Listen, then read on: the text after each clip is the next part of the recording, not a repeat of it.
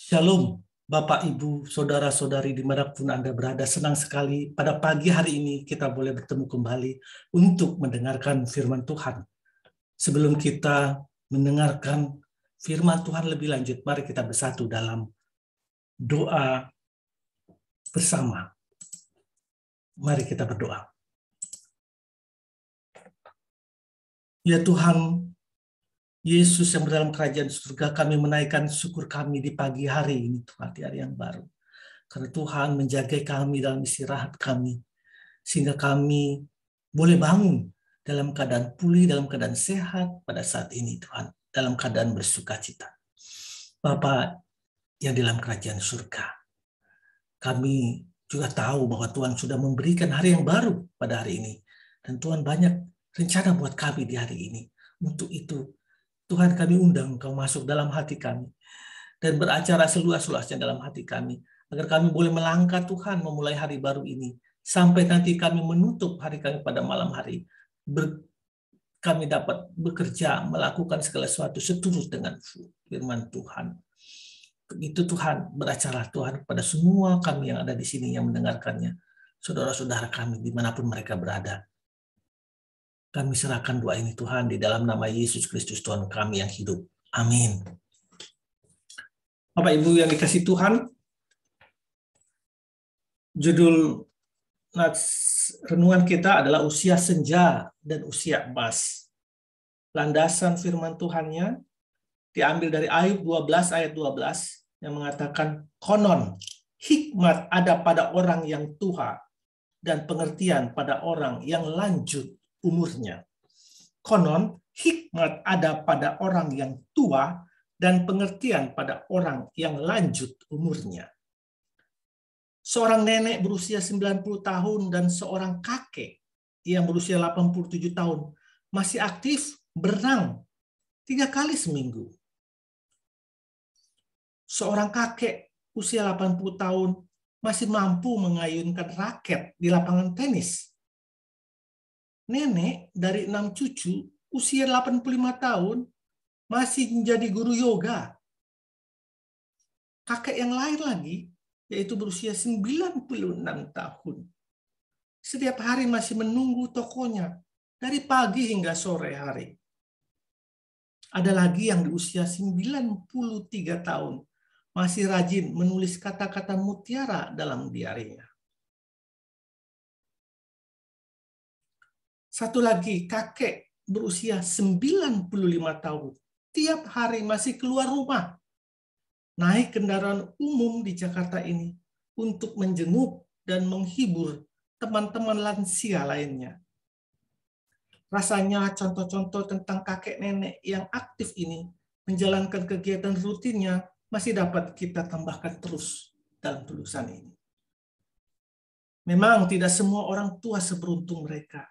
Banyak yang di usia tua tidak punya kegiatan sama sekali. Sebagian lagi sudah sakit-sakitan, dan banyak pula yang sudah dipanggil pulang oleh Tuhan. Batasan angka 60 untuk mulai bisa disebut lansia atau lanjut usia sudah lama kita dengar di negeri ini. Saat kita berusia 60, kita akan mendapatkan KTP seumur hidup. Seakan ingin menguatkan usia ini adalah batas di mana aktivitas seorang mulai jauh berkurang. Lansia ternyata memiliki rentang usia yang cukup panjang, mulai 60 tahun hingga 100 tahun. Karena itulah ada yang membagi-bagi kaum lansia ini menjadi 2 kelompok. Kelompok pertama usia senja, yaitu 60-80 tahun. Dan kedua adalah seperti yang ditulis pemazmur, yaitu di Mazmur 90 ayat 10. Masa hidup kami 70 tahun dan jika kuat maka 80 tahun. Yaitu usia di atas 80 tahun. Betapa yang disebut dengan usia emas, betapa kita harus sadari usia ini tidak banyak orang bisa mengalaminya. Karena itu para lansia berusia di atas 80 tahun mendapat sebutan luar biasa, usia emas. Keinginan untuk berkarya dan berperan dalam kehidupan keluarga harus tetap dipelihara dan ditumbuhkan dalam kehidupan para lansia ini. Perasaan merasa terbuang harus dibuang jauh-jauh. Hidup harus terus berjalan pada mereka di usia senja ini. Mereka harus merasa dihargai. Mereka harus merasa berguna dalam hidup ini.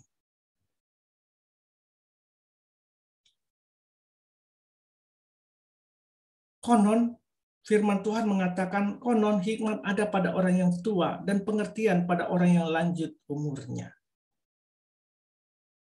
Jadi, tentu saja hal ini menjelaskan kepada kita bahwa para lansia memiliki potensi yang luar biasa, yaitu banyak pengalaman berharga yang mereka dapat sharingkan dengan penuh hikmat serta pengertian kepada kita.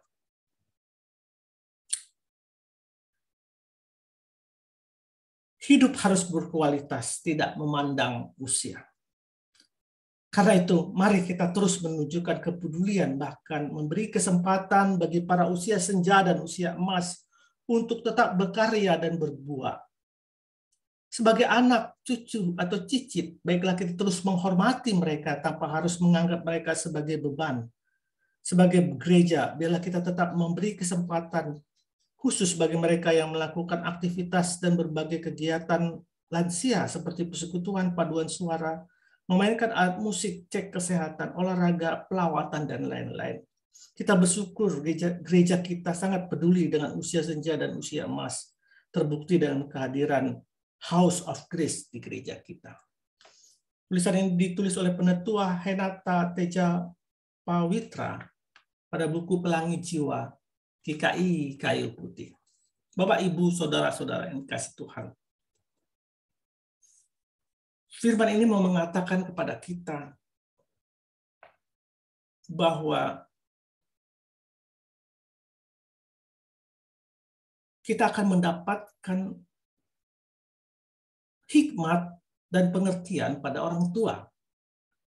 Konon hikmat ada pada orang yang tua dan pengertian pada orang yang lanjut umurnya. Konon dalam ejaan Indonesia, dia dikatakan konon katanya, ya, diberitahukan, ya, diberitahukan hikmat ada pada orang yang tua dan pengertian pada orang yang lanjut usia, lanjut umurnya. Jadi kita boleh berbincang, boleh bercakap-cakap, boleh bersahabat dengan lansia, apalagi orang tua kita, untuk kita mendapatkan hikmat dan pengertian dari mereka karena pengalaman-pengalaman mereka.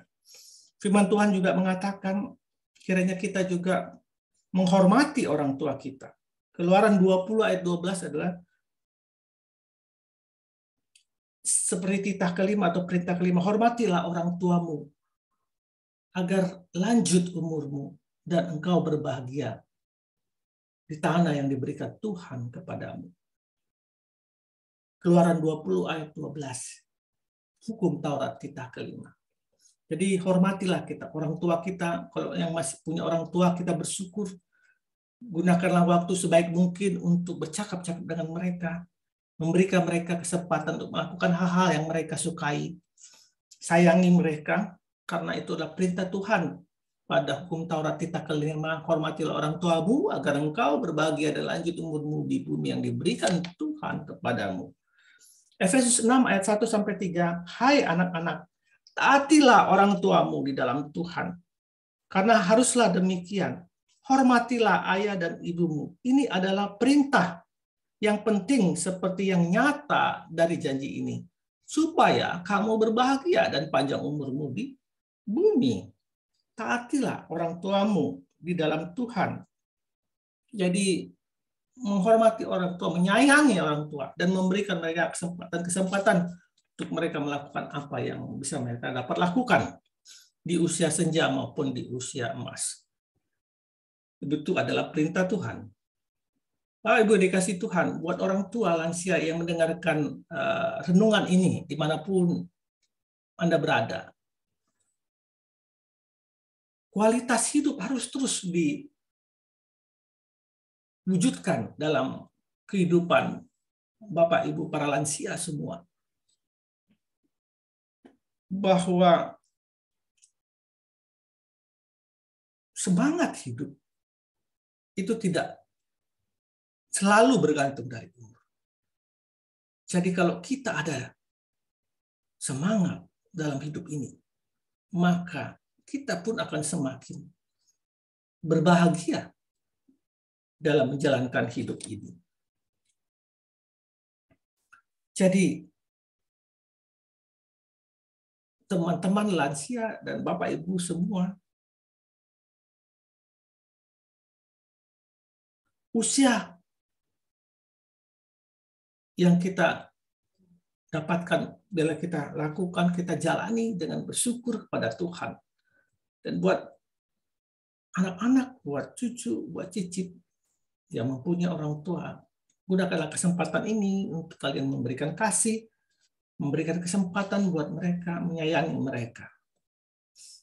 Selamat menjalani kehidupan yang baru di hari ini. Tuhan Yesus memberkati. Amin.